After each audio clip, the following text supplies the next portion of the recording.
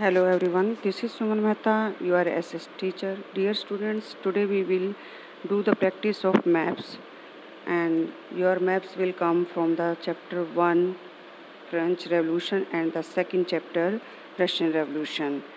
And let's start today's class. Here you can see that the map of France. This is the political map of France. France का ये राजनीतिक मानचित्र है जिसमें आपने बेटा मैं आपको अभी जो पीडीएफ डालूँगी, पीडीएफ के सामने आपको एक ब्लैंक फ्रांस का मैप भी दिखाई देगा और एक फिल किया हुआ होगा। तो फिल किए हुए मैप की हेल्प से और जो ब्लैंक मैप है उसको आप डाउनलोड करवा लीजिएगा या प्रिंटर से निकलवा लीजिएगा, तो उसको आप फिल कर सकते हैं क्योंकि मार्केट में फ्रांस का मैप अवेलेबल नहीं है। तो आप यहाँ से देख सकते हैं बेटा कि हम फ्रांस का जब ऊपर से नीचे यानी नॉर्थ से साउथ डायरेक्शन की तरफ जाते हैं तो फर्स्ट ब्लैंक छोड़ के सेकंड ब्लैंक छोड़ के थर्ड जो है ये कॉलम है, ये हमारा पेरिस है, यानी फ्रांस की कैपिटल सिटी यानी फ्रांस की राजधानी पेरिस। तो यहाँ पर आपने पेरिस को शो करना थर्ड पोजीशन पे। फिर हम चलते हैं नॉर्थ वेस्ट डायरेक्शन की तरफ। ये एक पतली सी ये स्ट्रिप दिखाई दे रही है आपको, ये वाटर बॉडी है और इसके आसपास यहाँ पर ये जो लोकेशन है ये नैंतीज की है। नैंतीज एक स्लेव पोर्ट था जहाँ से दासों का व्यापार किया जाता था, यानी जहाँ पर दास खरीद कर लाए जाते थे। यहाँ के मर्चेंट्स जाते थे, कहाँ पर जाते थे? साउथ अफ्रीका में। वहाँ के चीफ्टेन से यानी वहाँ के मुखियाओं से वो दासों को खरीद कर लाते और यहाँ पर जो प्लांटेशन ओनर थे कैरिबियन आइलैंड के, उनको सेल किया करते थे। फिर हम नीचे आते हैं साउथ वेस्ट डायरेक्शन में। तो ये एक और लंबी सी स्ट्रिप आपको वाटर बॉडी के रूप में ऐसे दिखाई दे रही है, कट सा। तो इस कट के ठीक माउथ के ऊपर यहाँ पर आपको एक सर्कल बनाना है, यानी मीन्स एक डॉट लगाना है जो कि विजिबल होना चाहिए सबको। और यहाँ पर आप लिख देंगे बोर्डोक्स। इंग्लिश मीडियम स्टूडेंट्स अपनी इंग्लिश वर्डिंग लिखेंगे, हिंदी मीडियम स्टूडेंट्स अपनी हिंदी में वर्डिंग लिखेंगे। बोर्डोक्स लिखकर ये आपका होगा, ये भी स्लेव ट्रेड का एक पोर्ट था जहाँ से दासों का व्यापार करके लाया जाता था, यानी दास व्यापार यहाँ पर बहुत फला फूला, जिसकी वजह से ये सिटी फेमस हो गई। पोर्ट सिटीज़ हैं ये दोनों, नैंतीज और बोर्डोक्स। और ये वाली जो पेरिस है ये है इसकी कैपिटल सिटी यानी राजधानी, जहाँ पर सबसे पहले जो है दंगे फैले और जहाँ पर क्रांति की शुरुआत हुई। फिर नेक्स्ट जो है हमारा एक लास्ट जो टॉपिक है वो ये है साउथ ईस्ट डायरेक्शन में नीचे की तरफ एक ये जो लास्ट का इसका पोर्शन है, यहाँ पे आप ध्यान से देखिएगा मैप में एक कर्व सा दिखाई देगा। ये देखिए यहाँ पे कट लगा हुआ ना, कट के नीचे एक कर्व है, कर्व के ठीक नीचे यहाँ पर इस जगह पर आप एक डॉट लगाकर बड़ा सा और यहाँ पर लिख देंगे मर्सिलीज। इंग्लिश वाले बच्चे मर्सिलीज की स्पेलिंग लिखेंगे और हिंदी वाले ऐसे मर्सेल्स लिखेंगे। ये क्या था? एक ऐसा शहर जहाँ पर सबसे पहले राष्ट्रीय गान फ्रांस का गाया गया था, यानी फ्रांस का जो राष्ट्रीय गान था इस शहर के में सबसे पहले मार्चेज के दौरान गाया गया था, इसीलिए इस नेशनल एंथम का नाम मर्सिलीज रख दिया गया था, मर्सेल्स मीन्स। ठीक है, तो ये हो गया आपका फर्स्ट चैप्टर का मैप, जिसके आप ऊपर आपसे पूछा जा सकता है लोकेट एंड ऐसा भी हो सकता है कि आपको इस टाइप से क्वेश्चन में ए लिखा हुआ हो कि कैपिटल सिटी ऑफ फ्रांस को का नाम बताइए, तो इस टाइप से आपको ऐसी लाइन मिलेगी ए या क लिखा हुआ हिंदी वाले बच्चों के लिए।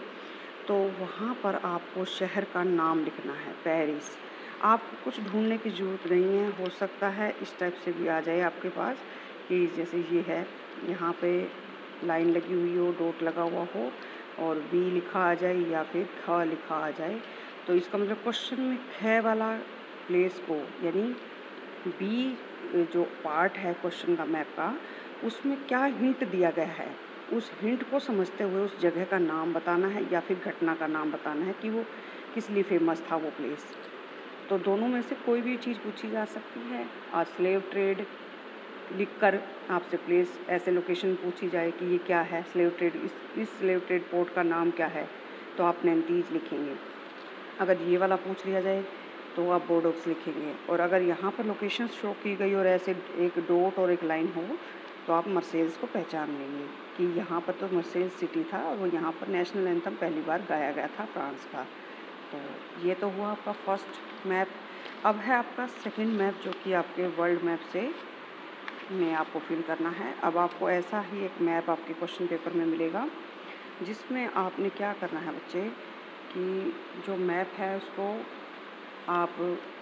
आपके पास वर्ल्ड का मैप हो तो आप उसको पेस्ट कर लीजिएगा और अपनी आंसर शीट के अंदर टाइप कर लीजिएगा और फिल करके अपना नेम, रोल नंबर, सब कुछ डिटेल पेंसिल से यहाँ पर राइट डाउन कीजिएगा और उसके बाद इसको फिल कीजिएगा। जो लोकेशन आपसे पूछी गया, हो सकता है आपसे ऐसे पूछा गया हो कि एक अलाइव कंट्री का नाम बताइए या एक सेंट्रल पावर का नाम बताइए और उसके सामने ऐसे डॉट और ए लिखा हो, यानी ए वाला हिंट को पकड़ना है कि अलाइड पूछा है, सेंट्रल पूछा है, तो हमें कौन से देश का हमें लिखना है।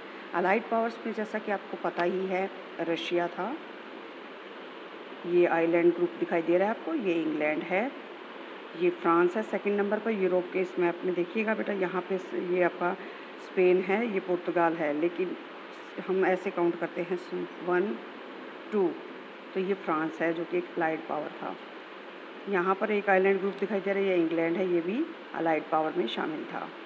ठीक है बेटा, और ये रशिया भी अलाइड पावर है।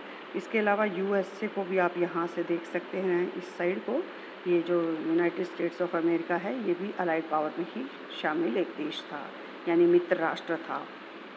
अब ये 4 हो गए आपके मित्र राष्ट्र देशों के नाम, जिन्होंने पहले विश्व युद्ध में मिलकर युद्ध लड़ा था। किसके खिलाफ लड़ा था?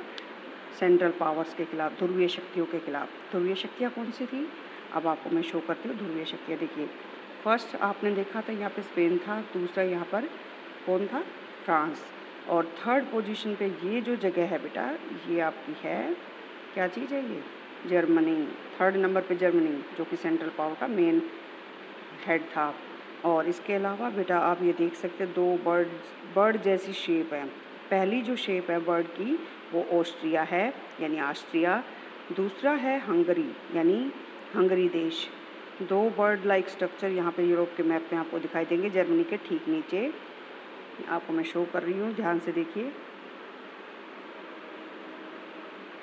ये 1, ये 2, और इसके अलावा यहाँ पर आप देख सकते हैं ये जो आपको एक रेक्टेंगल फॉर्म में एक कंट्री दिखाई दे रहा है, यहाँ भी आप अलग से मार्क बना सकते हैं। सेंट्रल पावर्स के लिए अलग से मार्क बनाकर भी हम पेश कर सकते हैं इस चीज़ को, कि यहाँ पे डॉट लगा दिया और सेंट्रल पावर्स के लिए हमने स्क्वायर बना दिया, या फिर इसको अलग अलग कलर से भी शो कर सकते हैं। सेंट्रल पावर्स अगर पूछी गई हैं तो पेंसिल कलर यूज कर लेंगे, तो उसके थ्रू भी कर सकते हैं। जैसे अलाइड पावर्स के लिए कोई और कलर फिल करके, सेंट्रल पावर्स के लिए कोई और, तो पेंसिल कलर ही यूज किए जाते हैं या फिर पेंसिल की शेड यूज की जाती है मैप फिल करने में। तो ये जो रेक्टेंगल फॉर्म है आपका, इसमें आप ऐसा सर्कल बना देंगे, रेक्टेंगल या फिर स्क्वायर बना देंगे एक मार्क, और इसके साथ साथ यहाँ लिख देंगे टर्की या फिर तुर्की। ठीक है, तो आपने देखा ये है टर्की, यानी तुर्की देश, ओटोमन एम्पायर जिसे कहा जाता है। ये भी सेंट्रल पावर्स यानी ध्रुवीय शक्ति देश का एक हिस्सा था। इन लोगों के साथ जर्मनी, ऑस्ट्रिया, हंगरी और टर्की ने रूस, इंग्लैंड, फ्रांस और अमेरिका के खिलाफ युद्ध लड़ा था मेनली।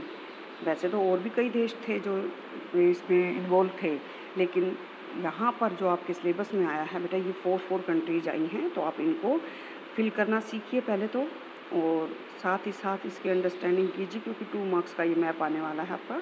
और फिर मैं आपको बताने जा रही, ये आपको डॉट ये दिखाई दे रहा है रेक्टेंगल, यहाँ पर आपको शो करना होता है कि आपने किस चीज़ को कैसे शो किया है मैप के अंदर। जैसे आपने अलाइड पावर को सर्कल से शो किया, तो सर्कल या फिर डॉट यहाँ पर बना लीजिएगा। और क्या पूछा गया आपसे क्वेश्चन में? एन अलाइड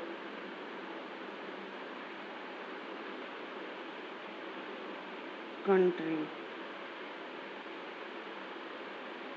ठीक है, फिर सेकंड आपने क्या फिल किया? मान लो आपसे पूछा गया था सेंट्रल पावर। ठीक है, सेंट्रल पावर पूछा जाएगा तो आप ये ऐसा मार्क बना रहे हैं, यानी आपने यहाँ पर स्क्वायर बना दिया और इसको शो किया है।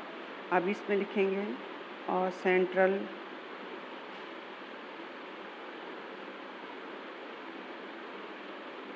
पावर कंट्री,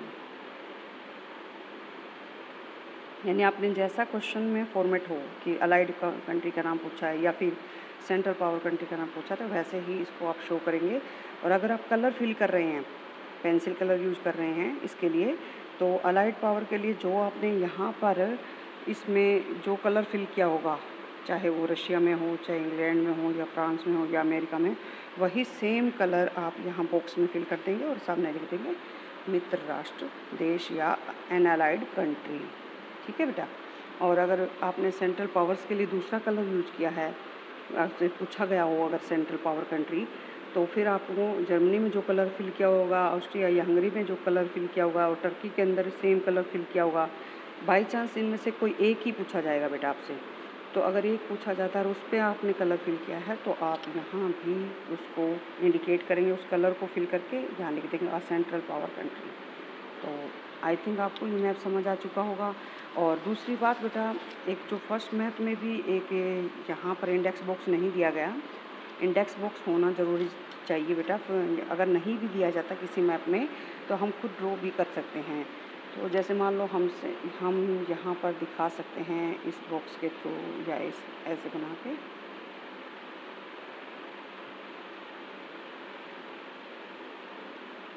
ये हमारा इंडेक्स बॉक्स बन जाएगा।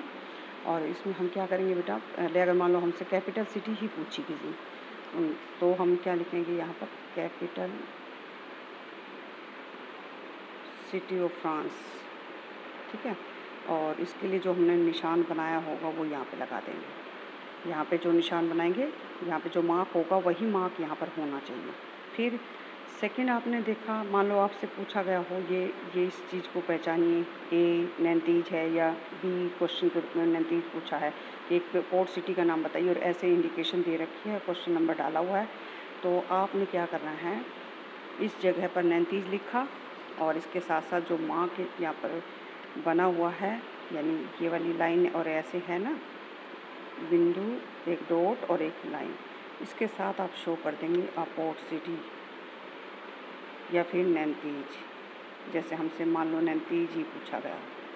फिर अगर मान लो हमसे इस जगह पे निशान बना हुआ है डॉट और लाइन का, और आपसे पूछा जा रहा है कि ये पोर्ट सिटी है, इसका नाम बताइए, तो आप यहाँ पर भी इसको बोर्डॉक्स को फिर ऐसे करके सेम प्रोसीजर फॉलो करेंगे। बोर्डॉक्स, हिंदी वाले हिंदी में लिखेंगे, इंग्लिश वाले इंग्लिश में। मान लो इनमें से कोई नहीं पूछा जाता आपसे, और आपसे मर्सेल्स सिटी के बारे में, मर्सिलीज सिटी के बारे में पूछा जा रहा है, मर्सेल्स के बारे में, तो आप यहाँ पर मर्सेल्स की लिख देंगे। जो भी चीज़ पूछी गई है वही शो करनी है इंडिकेटर बॉक्स में, कुछ और एक्स्ट्रा मत कीजिएगा। तो मर्सेल्स के लिए भी मान लो इन्होंने कोई ट्रायंगल बना रखा है या कोई डॉट बना रखा है और ऐसे लाइन लगी है, तो आप उसको शो कर दीजिएगा। तो ये तो है बेटा आपका मैप वर्क, जो कि आपकी हिस्ट्री से आने वाला है। इनमें से कोई एक चीज़ पूछी जा सकती है, उसका एक प्रॉपर जो साइन होगा, जो आप मैप में फिल करते टाइम बनाएंगे, वही इंडेक्स बॉक्स में शो भी करेंगे। और वर्ल्ड के मैप में भी सेम प्रोसीजर होगा बेटा। आपको 4 कंट्रीज अलाइड पावर के लोकेशन, लेबलिंग और आइडेंटिफिकेशन आपको पता होनी चाहिए, पहचान भी करनी है, उनको लिखना भी है, और उनके बारे में कुछ डिटेल भी आपको पता होनी चाहिए। तो ये है आपका मैप वर्क बेटा, जहाँ से आपको 2 मार्क्स के मैप आने वाले हैं। Thank you very much.